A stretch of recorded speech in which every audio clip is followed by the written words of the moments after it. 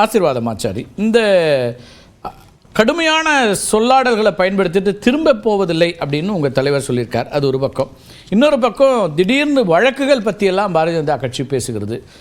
மிரட்டல் துணியில் இறங்குகிறதா பாரதிய ஜனதா கட்சி? மிரட்டல் துணியில் இறங்க வேண்டிய அவசியம் பாஜகவுக்கு கிடையாது. அவங்களுக்கு தெரியும் அவங்களுடைய கடந்த கால வரலாறு, அவங்க பயணித்த அந்த பாதை. திரு கருநாகராஜன் அவர்கள் ஒரு சில புள்ளி விவரங்கள் கொடுத்து நம்ம பேசுறதுக்கு முன்னாடி 2 பேருடைய பேட்டியை பார்த்துருவோம். அது தொடர்ச்சியாக பேசலாம். 2 பேரும் என்ன கருத்துக்களை சொல்றாங்கிறத நம்ம பார்த்துட்டு விவாதத்துக்குள்ளேயும் போகலாம். இன்றைய கருத்து மோதலை பார்த்துருவோம். நம்ம அண்ணாமலையுடைய தகுதி என்ன? ஒரு 3 வருஷம் தான் அரசியல். பொதுச் செயலாளருடைய தகுதி என்ன? ஒரு கிளை செயலாளர், ஒன்றிய செயலாளர், அதன் பிறகு பல்வேறு, அதாவது சட்டமன்ற உறுப்பினர், நாடாளுமன்ற உறுப்பினர், அமைச்சர், ஒரு முதலமைச்சர். ஒரு கொடி பிடிக்கின்ற தொண்டன் கூட ஒரு கொடி கட்டிய காரில், அரசு காரில் ஒரு முதலமைச்சராக வர முடியும் என்று சொன்னால் அது அனைத்து இந்திய அண்ணா திராவிட முன்னேற்ற கழகத்தில் மட்டும்தான் முடியும். அப்படி உங்களுடைய நிலைமையே அண்ணாமலை, நான் பண்பாடோட பேசுறேன், அண்ணாமலை மாதிரி தரத்தாழ்ந்து பேசல. உங்களுடைய நிலைமையே ஒரு விட்டில் பூச்சி. விட்டில் பூச்சி எத்தனை நாள் தெரியுமா? அதனுடைய வாழ்க்கையே 7 நாள். விட்டில் பூச்சி ஒரு முழுமையான அளவுக்கு பார்த்தீங்கன்னா ஒரு மின்மினி பூச்சி. இந்த அளவுக்கு தான் அண்ணாமலையினுடைய அந்த ஒரு அரசியல் நிலைமை இருக்கு. ஆமாங்க ஐயா, ஒத்துக்கிறேங்க ஐயா. 3 ஆண்டு தான் இருக்கு. அவர் சொன்னது அண்ணன் நியாயமா தான் சொல்லியிருக்காரு, எந்த தப்பு இல்லை. ஒரு 100 மீட்டர் ரேஸ்ல அண்ணன் ஜெயக்குமாரன் என்ன சொல்லுவாருன்னா, எனக்கு 75 வயசு ஆயிருச்சு, 50 வயசு அனுபவம் இருக்கு, ஒலிம்பிக்ஸ்ல அனுப்புங்கன்னு சொல்லுவாரா? 100 மீட்டர் ரேஸ்ல யாரு ஓடணுமோ அவங்க தானே 100 மீட்டர் ரேஸ்ல ஓடணும். 3 ஆண்டு அனுபவம் இருக்கிறவங்க தான் 100 மீட்டர் ரேஸ்ல ஓடணும். ஜெயக்குமார் அண்ணன் வாதம் எப்படி இருக்குன்னா, அரசியல்ல வயசாயிருச்சுக்கிறதுக்காக ஒலிம்பிக்ஸ் அனுப்ப முடியுமா? இன்னைக்கு தமிழகத்துல இளைஞர்களுடைய குரல் 40% வாக்காளர்கள் என்னுடைய வயசுல கீழே இருக்கிறாங்க. அவங்க வயசுல 20% வாக்காளர்கள் கூட இல்ல. சிந்தனை மாறிடுச்சு. இன்னைக்கு இளைஞன் அரசியலை வேற மாதிரி பாக்குறான். 3 ஆண்டுக்கு முன்னாடி 10 ஆண்டு நான் காவல்துறையில இருந்து அதையே பார்க்க மறுக்கிறீங்க. 10 ஆண்டு காவல்துறையில எத்தனை அரசியல்வாதிகளை குப்பை கொட்டி இருப்பேன், எத்தனை பேர் அரசியல்வாதியை டீப்பா பார்த்திருப்பேன், அதையே மறுக்கிறீங்க. அதற்கு முன்பு இன்ஜினியரிங் 4 ஆண்டு படிச்சிருக்கேன், அதுவும் மக்களோட இருந்ததுதான், அதையே மறுக்கிறீங்க. லக்னோல 2 ஆண்டுகள் MBA படிச்சிருக்கேன், அதையே வேண்டாங்கிறீங்க. 10 ஆண்டுகள் கிராமத்துல மம்முட்டி பிடிச்சி தண்ணி பாய்ச்சிருக்கேன், பால் கறந்திருக்கேன், சாணி எடுத்திருக்கேன், விடிய அப்பாவோட தோட்டத்துல போய் தண்ணி கட்டி இருக்கேன், அதையே மறுக்கிறீங்க. அதுவும் அனுபவம் தானே. 10-15 ஆண்டுகள் விவசாயியாக இருந்திருக்கின்றேன், மாணவனாக இருந்திருக்கின்றேன், காவல்துறை அதிகாரியாக இருந்திருக்கின்றேன். இவ்வளவு செஞ்சிருக்க, இதெல்லாம் அனுபவம் இல்ல. அரசியல்னா கிளை தலைவரா ஒரு வெள்ளை வேட்டியை கட்டிக்கிட்டு வெள்ளை சட்டையை போட்டுக்கிட்டு கும்பிடு போட்டுக்கிட்டு அப்படியே எலெக்ஷனுக்கு பணம் கொடுத்தா தான் அரசியல்வாதியா? ஆச்சாரி, வழக்கு அப்படின்ற ஒரு விஷயத்தை எடுத்து பேச தொடங்கி இருக்கிறது பாரதிய ஜனதா கட்சி. அதுதான் நான் உங்கள்கிட்ட கேட்டேன். அதிமுகவை மிரட்டல் துணியில் அணுகி பார்க்குறீங்களான்னு. அதாவது நான் ஆரம்பத்தில் சொன்னேன், யாரும் யாரையும் மிரட்ட வேண்டிய அவசியம் இல்லை. அவர்களுக்கு தெரியும் அவர்கள் என்னென்ன தப்பு செய்தார்கள் என்று. அது வெட்ட வெளிச்சத்துக்கு வரக்கூடிய நேரம் வந்துவிட்டது. ஆனால் அதே சமயத்தில் ஜெயக்குமார் அவர்கள் சொன்னார் இல்லைங்களா, விட்டில் பூச்சி அப்படின்ற வார்த்தை. நான் வேற அதுக்கு முன்னாடி இதெல்லாம் இந்த வழக்கு, இந்த குற்றச்சாட்டு இதெல்லாம் எப்போ உங்களுக்கு தெரியுது? எப்போ தெரிஞ்சிருந்தா அதனால இப்போ நீங்கள் 10 வருஷத்துக்கு முன்னாடி தெரிஞ்சிச்சு, இப்போ தெரிஞ்சிச்சு, அது விஷயமே கிடையாது.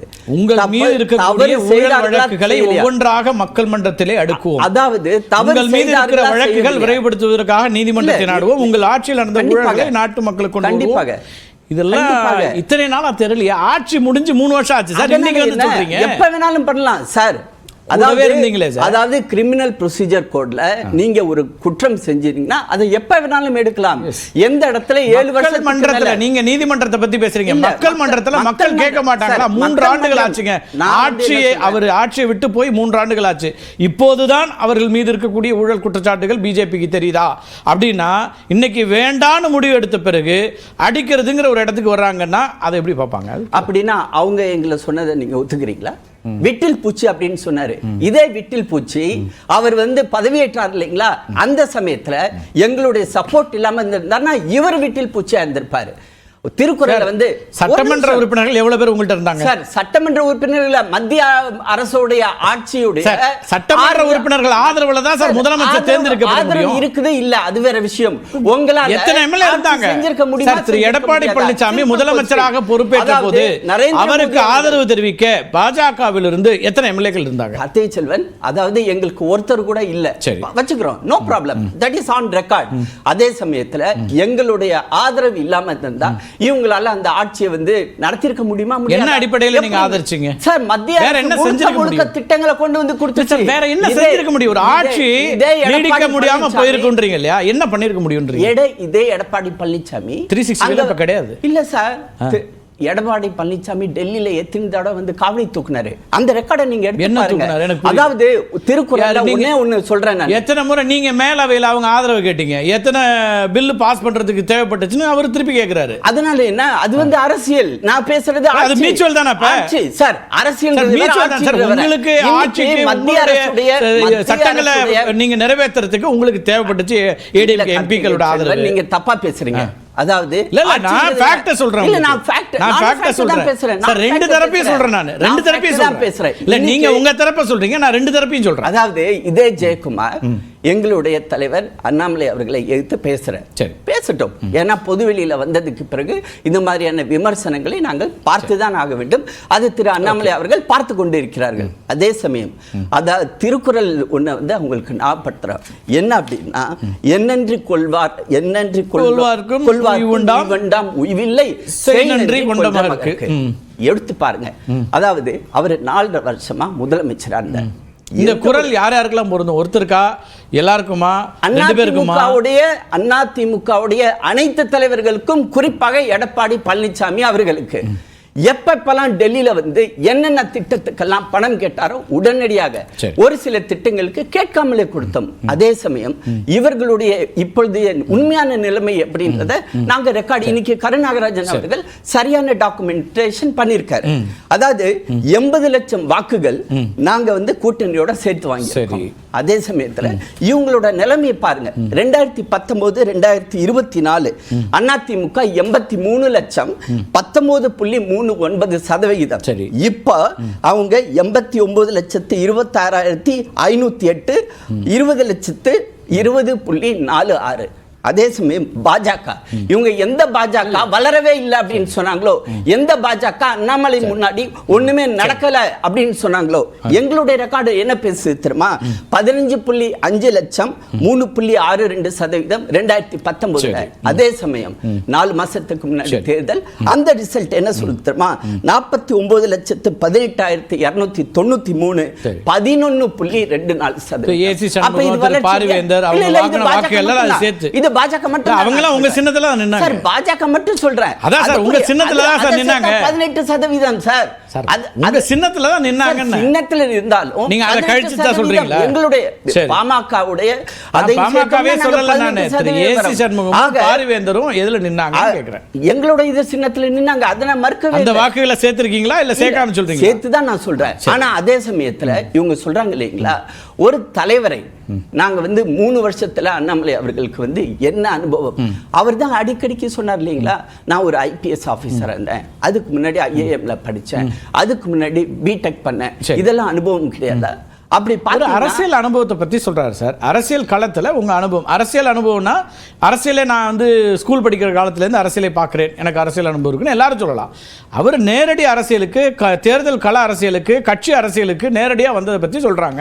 அதுல என்ன அஃபெண்ட் ஆவறதுக்கு? அப்படி பார்த்தா எடப்பாடி பழனிசாமி எந்த தேர்தலை சந்திச்சு எப்ப முதலமைச்சர் ஆனாரு? உங்களுக்கு பெரிய வரலாறே ரெண்டு பேர் சொல்லுவாங்க. ஏதோ ஒரு இடத்துல அவர் பர்ஃபி தேடி தான் வாங்கினாரு அந்த பதவியை, சும்மா வாங்கல.